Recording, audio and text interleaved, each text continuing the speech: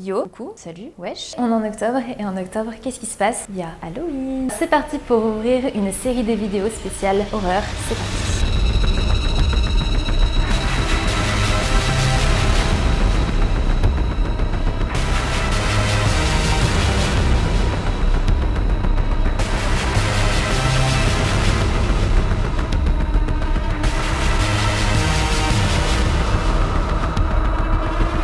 Petit avertissement, je vais nous plonger dans une période sombre du XXe siècle, où le business rimait avec maltraitance, trafic d'êtres humains et voyeurisme morbide. Sur ce, laissez-moi vous présenter 5 histoires qui ont marqué la période des freak shows.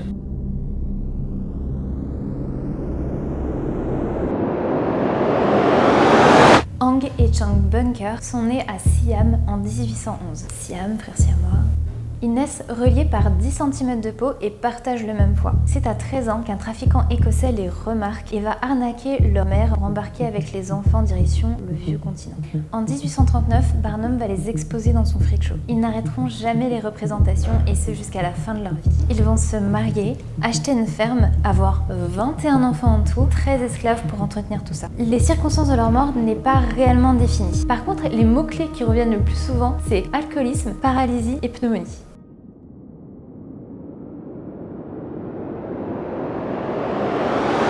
Isaac Sprague est né dans le Massachusetts en 1841. C'est à 12 ans que Isaac commence à se plaindre de crampes sévères à l'estomac, mais n'en garde pas moins son grand appétit. Au fur et à mesure du temps, ça ne s'arrange pas, il continue de manger, mais continue aussi à perdre énormément de poids. Les médecins ne vont jamais comprendre ce qui lui est arrivé. Il faut bien se rendre compte qu'adulte, il ne pèse que 20 kg pour 1m60.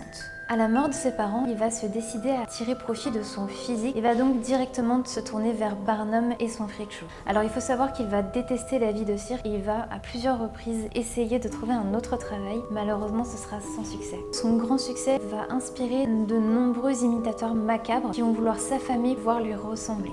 Extrêmement malheureux, pendant tout le reste de sa vie, il va sombrer dans l'alcoolisme et les jeux d'argent. Il finira par mourir ruiné en 1887 d'asphyxie.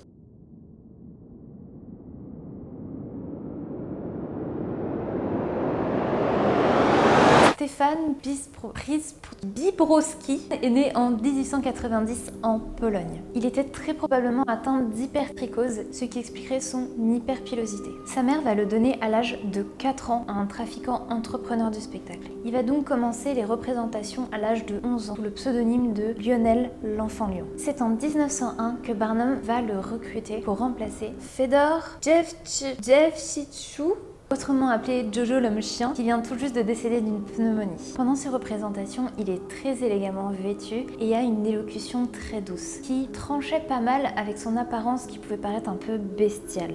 Il était tout particulièrement apprécié par les enfants et les femmes. Ce jeune homme était passionné de littérature et parlait même plusieurs langues. Plusieurs années plus tard, il va finalement se retirer du devant de la scène pour des raisons qui sont parfaitement inconnues. Il va mourir à Berlin à l'âge de 42 ans et les causes de son décès sont malheureusement inconnues. Il y a plusieurs rumeurs qui circulent, que ce soit crise cardiaque ou encore persécuté par les nazis.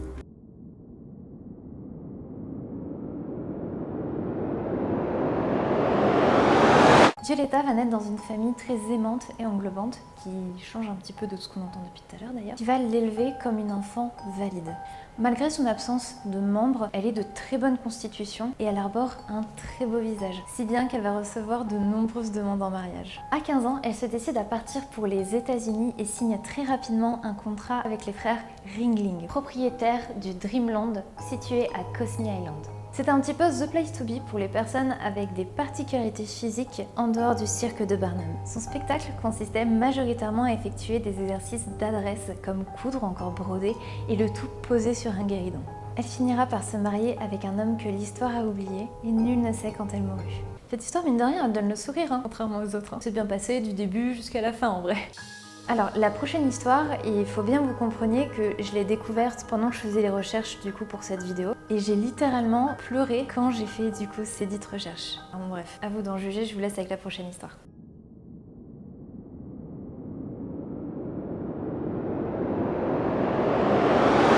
Jumbo naît en 1860 en Abyssinie. C'est après que sa mère ait été abattue par des chasseurs qu'ils embarquent l'éléphant direction le vieux continent. Lorsqu'il grandit, il est maltraité, souffre de claustrophobie et de dépression sévère, à tel point que ses défenses sont sciées pour éviter qu'il ne s'automutile. Il faut savoir que son gardien lui filait du scotch et un tonneau de bière par jour pour le maîtriser parce qu'il craignait pour sa propre sécurité. Il va finalement être racheté par Barnum et son Buddy Show on Earth. Alors je vais vous passer les détails de la traversée à base de l'éléphant qui hurle de peur pendant des semaines sur le bateau, enfermé dans une caisse et qu'on assomme à coups d'alcool. À 20 ans, sa santé va décliner. Il va finir par mourir percuté par un train au Canada. Alors, Barnum soutient que c'est l'éléphant lui-même qui s'est jeté au devant du train pour sauver un petit éléphanto. Maintenant, si vous voulez un autre avis, ça aurait été quand même une belle couverture pour éviter les investigations pour maltraitance. Ça s'arrête pas là, ce bon vieux Barnum va continuer à trimballer le squelette de Jumbo pendant 2 ans et en faire une belle affaire lucrative. Et il va finir par le donner au musée d'art naturel de New York. Pour la petite histoire supplémentaire, sachez que c'est bel et bien Jumbo qui a inspiré Dumbo. Et c'est la fin de ce premier épisode consacré à la série d'horreur du mois d'octobre. J'espère qu'il vous aura plu. Je vous avoue que j'ai essayé un petit peu d'aborder le sujet des frics, mais en essayant de faire ressortir vraiment le côté humain, parce que mine de rien, on idolâtre pas mal cette période-là, alors que ça ne reste ni plus ni moins que du trafic d'êtres humains. Et bref, c'est pas cool. Dans tous les cas, je vous retrouve très vite pour un nouvel épisode spécial horreur. Ciao!